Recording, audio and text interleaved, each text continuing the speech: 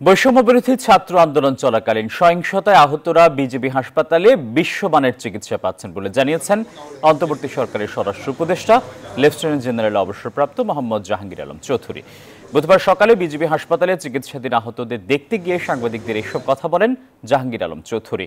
স্বরাষ্ট্র উপদেষ্টা জানান, বিজিবি হাসপাতালে ছাত্র আন্দোলনের সহিংসতায় আহতদের সবাই ভালো আছে, তাদের বিশ্বমানের চিকিৎসা দেওয়া হচ্ছে। এ সময় আহতদের চিকিৎসা নিশ্চিত করতে সরকারের পাশাপাশি সবাইকে নিজ নিজ জায়গা থেকে পাশে থাকার আহ্বান জানান স্বরাষ্ট্র উপদেষ্টা। ওনারা আরও হয়তো কিছু পেশেন্ট এখানে আনবে। এখানকার পরিবেশও যেরকম সুন্দর, এখানে ট্রিটমেন্টের ব্যবস্থা খুব ভালো। কাউরে কোনো সাহায্য সহযোগিতা করতে পারেন, যেমন একজন ডাক্তারে আপনার সাথে পরিচিত, তারে ফোন করে দিলে ওই পেশেন্ট একটু ভালোভাবে থাকে, ওইটাও কিন্তু একটা বড় ধরনের উপকার। খালি মানে এই ট্রিটমেন্ট এখানে করানো, এদের যতভাবে পারেন আপনারা উপকার করার চেষ্টা করবেন।